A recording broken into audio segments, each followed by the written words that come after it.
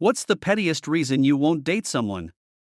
Number 1. Certain people's voices and the way they sound can irritate the hell out of me. Number 2. He was from Italy, we live in Eastern Canada.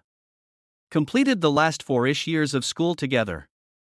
We started talking a few years after we both graduated, and all he could talk about was his Italian heritage, but not like in an interesting way. More like I would ask him what's up and he would say making pasta, you know why? And the answer is because he's Italian. But this would happen every single day. So he was just too Italian for me, I guess. Number 3, I tell myself it's because she was a smoker, but deep down I know it's because I didn't like her name. Number 4, I once received a topless picture from a guy I dated at the time. Below the picture he typed, "This is called pure strength and force, kitty." I don't know what's worse, the way he flexed his muscles was very cringy, the message he sent, or the fact he called me kitty. It's even worse in my first language. Number 5, oh god, my time to shine.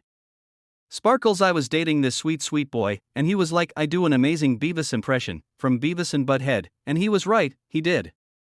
He was so spot on that I realized he looked just like Beavis. Blonde, kinda squinted, a little overbite. After that I was done. I felt guilty about it and told him it was my grandmother's fault. Edit, since this has gotten a lot more traction than I thought, face with open mouth dashing away. If you're about 50 years old and this sounds familiar, just know that I am very sorry. Number 6, this girl was beautiful, driven, intelligent, we got along well. She was perfect, except that she would snap her fingers whenever someone would say something she liked. Every conversation, peppered with snaps. She'd do it instead of applauding at concerts too. Eventually, I realized that this couldn't be my life. Number 7, I went on a breakfast date with man one time.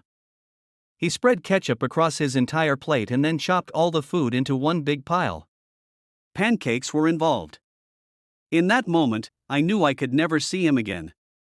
Number 8, not me, but the pettiest thing I've seen people do is not date someone with an Android when they use an iPhone. They see that green text and it's immediately an issue for them. That's about as petty as you can get. Number 9, honestly, if they breathe or eat/swallow too loud, I can't handle it. It's petty, I know. But I can't do the rest of my life listening to someone breathe like a 70-year-old man asleep on a chair, or chew/swallow like a cow. Number 10, she ate her peas one at a time. Number 11, I haven't dated in 22 years, but after my mother's divorce she once turned down a second date with a guy because he didn't order appetizers on their first date.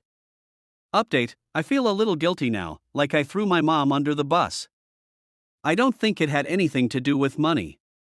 She was raised in the 50s or 60s and I think she was too shy/traditional to ask for her own damn appetizers, but she felt like it would have been polite for him to offer. It's definitely petty and we make fun of her, and she laughs at herself about it now, but I see how it could make her sound like a princess. Number 12, terrible texting/grammar. If I receive this, "Hey EBB, what's good? You tryna hang out tonight?" I'm no longer interested and not replying. Number 13, I asked them how they were doing, and they said #blessed. Number 14, I won't date them if they don't use their turn signals. If you can't communicate on the road, you can't communicate IRL. Number 15, he scolded his dog for doing normal dog things. Instant turn off. Number 16, earwax that I can see when I'm standing next to you. Number 17, if they have my sister's name. I'm not saying my sister's name during sex. Number 18, I dated a real cute lady in my early 20s, pretty much my type, super sweet, but she did this weird exhale/scoff thing consistently in conversation when she didn't like something, and it became so noticeable I was going to lose my fucking mind. I finally was just like, yeah, this isn't going to work. Kind of a dick move on my part, but it was too damn much. Number 19, this was years ago, but I would swipe left on any dude holding an iPhone without a case on it cause I didn't need that kind of stress in my life. Number 20, when I was dating, I hated loud talkers. The world doesn't need to know about your ingrown toenail, James. Number 21, if they have ugly feet. I'm not even into feet, but if your toes look like they're trying to speak sign language, I can't do it, lol. Number 22, height. I'm 6 feet 4 inches. Short girls are just awkward to be with when there's that much of a height difference. So anyways, my wife hid her shortness with heels for multiple dates until we went bowling, but I already kinda liked her, so she won that one. Number 23, someone that takes forever to get ready to go literally anywhere. I once dated a girl and it literally took her 40 minutes to get ready to walk the dog for 15 minutes with me. Mind you, this was not a phobia, and for the record, she didn't wear any makeup nor did she wear anything special that might explain the sloth pace, just basically talking my ears off and spending an eternity tying her shoelaces. It even left me with a small existential crisis, wondering if I would even be cut out for children, but choosing a life like this with an adult. I have way too little patience for that sorry grinning face with sweat. Number 24, I went on a first date with a guy to a coffee shop. I got there before him and was sitting at a table waiting. He walked up, and instead of approaching and saying, "Excuse me, are you, my name?" he very loudly yelled, "My name," and everyone around turned and looked at him while I homered back into the bushes. It was over then and there. I think he thought he was being like manly and dominant or something, but I'm a private/introverted person and that made my skin crawl. Number 25, I swipe left on every duckface photo. Also, Instagram cat filters. Number 26, 17 years ago this dude was after me. He was cute and stuff, but I was young and I hated this surfer necklace so much. I kept turning him down because of that bloody necklace. We've now been together for 16 years, married for 12 with 3 kids. RIP to the necklace, it didn't survive. Number 27, doesn't smell right. I don't mean lack of hygiene, just, if I don't like their natural scent, it's not going to work long term. I'm not sure this is actually petty, though. Gets mad when driving. Adult emotional regulation is a must, and I don't want to be the spectator someone's temper. Number 28, he actually called my dog ugly. Number 29, drawn on eyebrows that make someone look like a surprised cartoon character. Number 30, how they conduct themselves at the store when they have issues, or on the road. Nothing cuter than someone who has a meltdown capable of causing physical harm or death over a trivial inconvenience. LOL.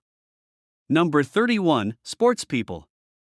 Not people who go out and play things, just people who watch sports and that's their whole personality.